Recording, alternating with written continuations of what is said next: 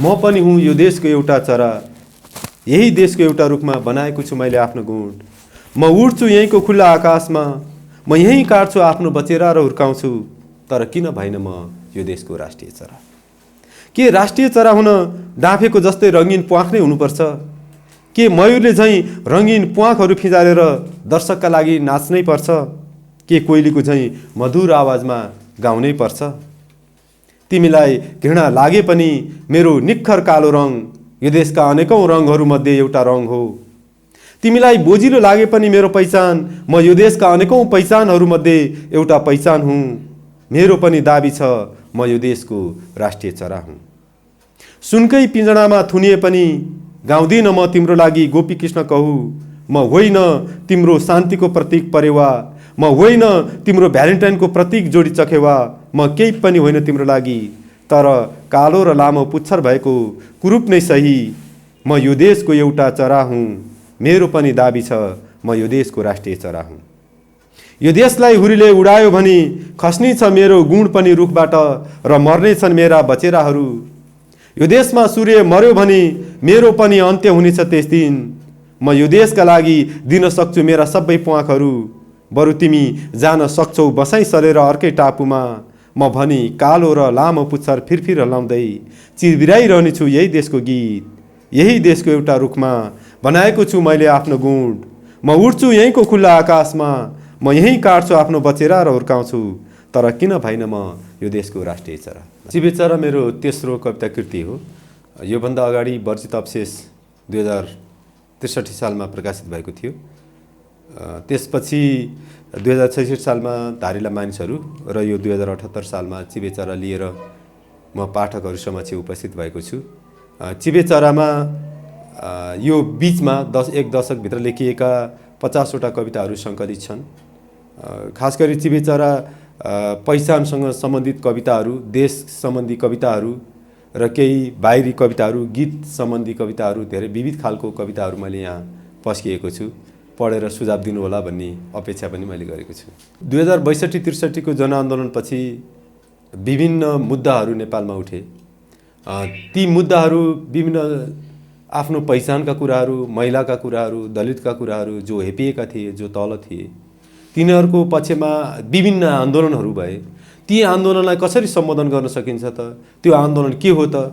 कसरी बहिष्कृतमा परेकाहरूलाई चाहिँ समेट्न सकिन्छ, हैन, समावेशी बनाउन सकिन्छ? वर्ग पनि छ यसमा, हैन, वर्ग पनि यसमा छ। वर्ग तल भनेको एकदम सर्वहारा वर्गलाई पनि हामीले मुख्य केन्द्रमा कसरी ल्याउन सकिन्छ भन्ने कुरालाई प्रतिनिधित्व गर्नलाई मैले यो शीर्षक कवितालाई नै, हैन, यो किताबको पनि शीर्षक बनाएको हुँ। कविताको शीर्षक ब्याकबेन्चर। फर्स्ट म्यानले बेमानीमा प्रथम हुने कसरत गरेपछि मलाई ब्याकबेन्चर हुनुमा कुनै अफसोस छैन, कुनै पछुतो छैन। त्यसो त ब्याकबेन्च मेरो संसार हो। म ब्याकबेन्चको भाषा मात्र जान्दछु, ब्याकबेन्चको संस्कृति मात्र मनाउँछु, ब्याकबेन्च नै बाँचिरहेछु। मलाई ब्याकबेन्चर हुनुमै गर्व छ। जबकि सबैले अगाएपछि मात्र मलाई खाने अवसर हुन्छ, सबैले लगाएपछि मात्र मलाई लगाउने अवसर मिल्छ, सबैले बसेपछि मात्र मलाई बस्ने अवसर जुर्छ। म बेन्च सफा गर्दा गर्दै पछिल्लो लहरमा आइपुगेको हुँ। म अरूलाई बस्ने ठाउँ छोड्दा छोड्दै पछिल्लो लहरमा धकेलिएको हुँ। देशले जब हाजिर उठाउँछ अन्तिममा आउँछ मेरो नाम। म मर्न लागिसकेको हुन्छु तब सबैलाई भ्याएपछि मात्र झुल्किन्छ चिकित्सक, अर्थात् यसो भनौँ आउँदै आउँदैन मेरो बाँच्ने पालो। के हुने हो म मौन बसेँ भने के गर्ने हो, अगाडिदेखि बीचसम्म भ्याइसक्छन् सबैले। अघिल्लो बेन्चमा बस्नेले गरेको फोहोरमा मेरो कुनै हिस्सेदारी छैन। ड्राइभरको हातमा लर्खराइरहेको स्टियरिङमा मेरो कुनै योगदान छैन। बस म हल्ला गर्दै रहेँ। फर्स्ट बेन्चमा बस्नेले कहिल्यै सुनेनन् पछाडिको कुरा, कहिल्यै हेरेनन् पछाडि फर्किएर, कहिल्यै चिनेनन् पछिल्लो अनुहार। के सल्लाह गर्ने हो अघिल्तिर नै हुन्छ, कहाँ कहाँ जाने हो अघिल्तिर नै तोकिन्छ। बस म त दर्शक हुँ। जब पछाडिबाट चियाउँछु कसैले बीचमै उठेर छेकिसक्छ। म चुपचाप रहँदा मेरो हिस्साको आँगनको अघिल्लो छेउ पहिलो लहरको नाममा दर्ता भयो। मैले गोडेको रङ्गीन बगैँचा अगाडि उफ्रिरहेका लागि रङ्गमञ्च भइदियो। अघिल्लो लहरको बेढङ्गको नाच हेरेर ताली बजाउँदा बजाउँदा नठान्नु थाकिसकेको छु म, कसैले पछाडिबाट ढुङ्गा हान्यो भने त्यो मनै हुनेछु। खास यो पहिचानको मुद्दालाई बुझ्ने तरिकाहरू फरक छन् भन्ने मलाई लाग्छ। मूलत यहाँ पहिचानको कुरा अब आहुतिले भन्दाखेरि जातित्व र वर्ग हैन, जनजाति जातित्वको र वर्ग चाहिँ एकदम जोडिएको छ। त्यो अनुसार चाहिँ जातहरूलाई कसलाई काम गर्न हुने कसलाई काम गर्न नहुने भन्दै, कतिलाई जमिन दिने कतिलाई बिर्त दिने नदिने भन्दै चाहिँ के त भन्दा केही समूहहरू पछाडि परे। र त्यसकारणले नेपालको वर्ग विश्लेषण गर्दाखेरि हामीले जातको कसरी निर्माण भएको छ भन्ने कुरालाई नै बिर्सिन हुँदैन भन्ने एकातिर तथ्य छ भने मेरो आफ्नै धारणा पनि छ यसमा। त्यो भनेको के हो भने भाषा बन्नलाई कति वर्ष लाग्छ? हजारौँ वर्ष लाग्छ नि। एउटा लिपि बन्नलाई हजारौँ वर्ष लाग्छ, एउटा संस्कृति बन्नलाई हजारौँ वर्ष लाग्छ हैन। लोकगीत लोकभाका त्यो चल्दै आउनलाई, एउटा सभ्यताको विकास हुनलाई लामो समय लाग्छ भने त्यसको संरक्षणको दायित्व पनि सरकारको हो, राज्यको हो, शासकको हो हैन।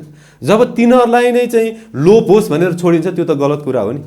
त्यसको अपनत्व त्यसको सम्मान र त्यो चाहिँ नि राष्ट्रको सम्पत्ति हो, देशको सम्पत्ति हो भनेर कसले लिने त? लिनु पर्यो नि हैन। त्यसैले यो मुद्दा अहिले कमजोर भए पनि त्यो हराउँदैन, किनभने भाषा त्यत्तिकै हराउँदैन, त्यो हराउन पनि टाइम लाग्छ, तर त्यो सुनियोजित हुन्छ। त्यो नहराओस् भन्ने कारणले गर्दाखेरि पनि यो मुद्दा चाहिँ उठाइरहनु जरुरी छ। र यो राज्यमा चाहिँ समावेशी कसरी हुने, समावेश कसरी हुने भन्ने कुरा चाहिँ अगाडि बढ्छ, यो बढिरहन्छ भन्ने मलाई लाग्छ। कतिपयमा त्यो सङ्कुचित मानसिकता छ। सङ्कुचित मानसिकता भनेको चाहिँ अब त्यो बनाउ हुन्छ हैन, त्यो सामाजिकीकरण हुन्छ। जस्तो अब राज्यले चाहिँ त्यही जङ्गबहादुरको मुल्कियनबाट चाहिँ मान्छेहरू दिक्षित, त्यहाँबाट चाहिँ त्यसलाई चाहिँ ग्रहण गर्दै मान्छेहरू अगाडि बढिसकेपछि केही मान्छेलाई आफू उपल्लो जात उपल्लो किसिमको भन्ने अनुभव छ। त्यस्ताले चाहिँ अलिकति यो के लेखिरहेको यतातिर नगए हुन्थ्यो भन्ने भावना चाहिँ छ। तर मैले आफैले बुझ्दा पनि कति कविताहरू मैले त्यो जनजातिको कोणबाट दलितको कोणबाट लेखेको छैन। मैले चाहिँ हाम्रो कोणबाट प्रस्तुत गरेको छु खास चाहिँ हैन। हाम्रो कोण भने के हो भने जस्तो मैले यहाँ छुतको वक्तव्य भनेको छु, अछुतको वक्तव्य भने होइन मैले, छुतको वक्तव्य। हामीले के गर्ने हो त? हामी छुतहरूले चाहिँ के गर्ने हो त भन्दा ती जो चाहिँ बहिष्करण परे तिनीहरूलाई चाहिँ समावेश गर्ने वातावरण बनाउने हो नि त हामीले त हैन। तिनीहरूलाई कसरी चाहिँ समावेश गर्ने? तिनीहरूलाई अँगालो मार्ने हो कि तिनीहरूलाई साथसाथै लिने हो कि तिनीहरूको आन्दोलनमा जोडिने हो कि हामीले पहिलाको इतिहासको क्षतिपूर्ति चाहिँ अहिले दिनुपर्छ भन्ने भावना चाहिँ मेरो रहेको छ। र त्यसकारणले कतिपय अप्ठ्यारो छ, मान्छेहरू सङ्कुचनमा छन्, अझै पनि त्यो स्वीकार्ने पक्षमा चाहिँ छैनन्। तर त्यो स्वीकार्ने वातावरण भनेको आन्दोलनै हो, आन्दोलन अगाडि बढ्नुपर्छ। त्यो आन्दोलनको दायित्व जनजातिले नै लिनुपर्छ। हामी जो माथि छौँ हामीले सपोर्ट गर्ने नै हो गर्न चाहिँ। कविताको शीर्षक तुइनमा उल्टो झुन्डिएर। विद्यालय गइरहेकी छे एउटी सानी केटी तुइनमा उल्टो झुन्डिएर, उल्टो झुन्ड्याएको छ यस देशले ती निरा केटीलाई, र घोकाइरहेछ इतिहास नेपालीहरू वीर छन्। जब डाँडाले नै छेकिदिन्छ थाहा हुँदैन खोजमा कहाँ छ देश, मध्याह्नमै अस्त हुन्छ जहाँ पक्षपाती एक पाहे घाम, थाहा हुँदैन त्यहाँ देश भनेको के हो। देश खोज्दै ती केटीहरू दिनदिनै गरिरहन्छन् तुइनबाट वारी र पारी, र पल्टाउँछन् वर्षको अन्तिम महिना बल्ल तल्ल आइपुगेको सरकारी पुस्तकको अनुहार। देशमा क्रियाशील छन् डलरका संस्थाहरू, चलायमान छन् 101 घरानी अनुहारहरू, तर कुपोषण लागेको छ पहाडलाई, बाहिर टुसुक्क निस्किएका छन् आँखाहरू। खडेरीले खाएको छ तराई जस्तो मनलाई, तर गणना गर्छन् घरानीहरू केवल लास, कति पुग्यो 100, 1000 वा 1 लाख। उडन तस्तरीमा आउँछन् यहाँ शासकहरू, ती कुन ग्रहका जीव हुन् चिन्दैनन् ती केटीहरू। यति थाहा छ देश भनेको यही तुइन रहेछ जुन चुडिन सक्छ जति बेला पनि, जब चुडिन्छ खिया लागेको तुइन विलिन हुन्छन् तिनीहरू पानीमा, विलिन हुन्छ देशको एउटा अपाई सपना, तर गहिरो कुम्भकर्ण निन्द्राबाट बिउजने प्रयास गर्दैन देश। विद्यालय गइरहेकी छे एउटी सानी केटी तुइनमा उल्टो झुन्डिएर। कविता लेख्दाखेरि म मानिसलाई सम्झेर लेख्छु। मानिसको समस्या के हो, मानिस के गरिरहेका छन् र माथिबाट हेर्ने दृष्टिकोण के छ भन्ने भावनाले मलाई कविता लेख्न लगाउँछ। म जहाँ जान्छु, जस्तो त्यो तुइनमा उल्टो झुन्डिएर भन्यो भने म त्यो संवेदनाले मलाई छुन्छ हैन। चेपाङको कुराहरू मैले लेखेको छु हैन। चेपाङ को जो चाहिँ बहिष्करण जो तल छन् तिनीहरूलाई हेरेर कविता लेख्छु, र त्यो समस्या चाहिँ जारी छ हैन। त्यो यतिकै समाधान हुने छैन र यसको लागि ठुलो आन्दोलनै जरुरत छ र त्यो आन्दोलनको लागि पनि लेख्छु र यो समाधान भएपछि अब यो कहिले सकिन्छ यो त अब भन्छ नि मान्छे सबै मान्छे बराबर भएपछि लेख्न छोड्छु भने जस्तो त्यो जबसम्म यो समस्याहरू रहिरहन्छ तब लेखन चाहिँ जारी नै रहन्छ भन्ने मलाई लाग्छ। हाम्रो कविता लेखन कस्तो हो भने यसलाई राजनीतिक कविता लेखन पनि भन्छन्। मार्क्सवाद धाराबाट एक किसिमले चल्दै आएको यसलाई मार्क्सवाद पनि म भन्न चाहन्न, किनभने जो मान्छे चाहिँ अहिले काम गरिरहेका कामदारहरू छन्, जो मान्छे भारी बोकिरहेका छन्, जो तल बसेर तरकारी सानो तिनो एक मुठा साग लिएर बेचिरहेका छन्, तिनीहरूको जीवनस्तर कसरी उचाल्ने भन्ने कुरालाई मुख्य कुरा हो र तिनीहरू किन त्यस्ता छन् भन्यो भने त्यो मार्क्सवाद भयो कि खास चाहिँ त्यो मार्क्सवाद भएर तिनीहरू त्यस्ता भएका होइन। तिनीहरू किन त्यस्ता छन् भन्ने क्वेसन गर्यो भने त्यो मार्क्सवादी टाइपको क्वेसन हुन्छ होइन। त्यसलाई मार्क्सवाद भन्छन् मान्छेले र ती पक्षहरूको लाई कुरा उठाउँदाखेरि एउटा आन्दोलन चाहिन्छ, एउटा सङ्गठन चाहिन्छ र त्यो राजनीतिसँग जोडिएको छ भनेपछि कविहरू पनि हामी त्यो आन्दोलनको लागि कविता लेख्छौँ भने हामी आन्दोलनमा हुनुपर्छ, हामी सडकमा ती मान्छेहरूको कुरा लेख्छौँ भने हामी सडकमा हुनुपर्छ होइन। म एउटा पार्टीगत कुरामा आफ्नो शैली होला तर म हरेक आन्दोलनलाई म समर्थन गरियो त्यस्तो किसिमको, जस्तो अहिले किसान आन्दोलन भइरहेछ होइन, अरू विभिन्न किसिमको महिलाको आन्दोलन भइरहेछ जो दमित छन् होइन, तिनीहरूको हत्याको कुरा छ, त्यो आन्दोलनमा पनि नागरिक समाजको आन्दोलन छ, त्यो आन्दोलनहरू मलाई मनपर्छ र सँगसँगै कुनै एउटा राजनीति आफूलाई मन परेको राजनीतिक पार्टी छ भने त्यो भित्र रहेर पनि हामीले सङ्घर्ष गर्नुपर्छ, त्यो आन्दोलन त्यहाँबाट उठाउनुपर्छ भनेर मैले चाहिँ म सङ्गठनमा निरन्तर जोडिएको छु। केही साथीहरू चाहिँ अलग छन्, स्वतन्त्र हुनुपर्छ भन्छन् र स्वतन्त्र भएर होइन हामीले चाहिँ आन्दोलनलाई सङ्गठित गरेर चाहिँ आन्दोलन अगाडि बढाउनुपर्छ भन्ने मानसिकताले म अझै पनि सङ्गठनमै छु। देश अर्थात् कम्पनी, म देशलाई देश भन्न लालाइ छु तर किन देश म्यान पावर कम्पनी जस्तो भएको छ। उभिनु मानेर आफ्नो जन्मसिद्ध अधिकार, उभिन्छु देशको खुल्ला आकाश मुनि, तर लाग्छ म्यान पावर कम्पनीको आँगनमा उभिएर बसिरहेछु बिक्रीको लाइनमा। हरेक नागरिकको लुगा खोल्छ देश र दाँत गाडेर जबरजस्ती लगाइदिन्छ ढाडमा राहदानीको छाप। पावर गुमाएर म्याउ मात्र बाँकी रहेका, कहिले म्यान हुन नसकेका, मानौ यी हुन् भिजेका दुब्ला बिराला, पुग्छन् हस्याङ फस्याङ गर्दै म्यान पावर कम्पनीमा लाइन बस्न।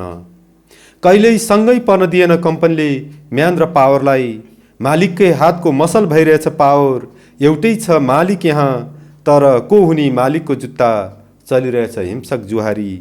हेर्नुहोस् त यी रुख र नागबेली खोलाहरू, यी पहाड र चम्किला हिमालहरू, यी मैदानमा झुलिरहेका धानका बोटहरू, लाइन लागिरहेछन् कम्पनीको अगाडि, कार्टुनमा प्याक गरेर बेच्दैछ कम्पनीले, पुग्नेछन् तिनीहरू समुद्र पारी। निकै चतुर छ कम्पनीको मालिक, जसले बिक्री गर्छ मानिस खुल्लम खुला तर बेचेको छनकसम्म दिँदैन। फस्टाउँदो उद्यम देखेर मक्ख परिरहेछ कम्पनीको मालिक, तर त्यसको अनुहार मिल्दैन मेरो देशसँग। ऊ मनमा नै सोचिरहेछ यो देश नै उडाएर लैजान्छ सकिन्छ कि कतै एक दिन, केही बाँकी रहेन तर पनि यो देशलाई म देश भन्न लालाइ छु तर किन देश म्यान पावर कम्पनी जस्तो भएको छ। हामी सानै थियौँ, टिन एजमा थियौँ जब 46-47 को आन्दोलन भयो र त्यो आन्दोलनले एक किसिमले हामीलाई ऊर्जा दियो, शिक्षा दियो कि ओहो देशमा त आन्दोलनहरूबाट ठुला ठुला परिवर्तन हुँदो रहेछन् र देश चाहिँ काहीँ न काहीँ गडबड भइरहेको छ र यो देशलाई चाहिँ ठिक लाइनमा ल्याउनुपर्छ, राजालाई पनि झुकाउन सकिँदो रहेछ भन्ने कुरा पनि 46-47 को आन्दोलनबाट हामीले सानैमा बुझ्यौँ हैन। राजाको शक्ति चाहिँ अहिले जनता कृष्णप्रसाद भट्टराईहरू त्यो कम्युनिस्ट मनमोहन अधिकारीहरू गएर राजासँग वार्ता गरेर अन्तरिम सरकार बनाएर जुन गरे, त्यसपछि मलाई अलिकता राजनीतिक कविताहरू लेख्ने अथवा देशसँग अलिकता नजिक हुने, देशलाई नजिकबाट बुझ्ने चाहना भयो र त्यो बुझ्दै जाँदाखेरि अनि मैले देशको बारेमा कविताहरू लेख्दै गएँ र त्यसै भएर मैले प्रेम कविताहरू लेखेर प्रेममा परेर कविता लेखिनँ, मैले त्यहाँबाट सुरु गर्दाखेरि अनि मेरो कविताहरू त्यतै ओरिएन्ट भए देशको लागि, आन्दोलनको लागि लेख्दै गएँ र मैले अहिले यो यात्रा जारी छ कि यो देश मेरो होइन रहेछ।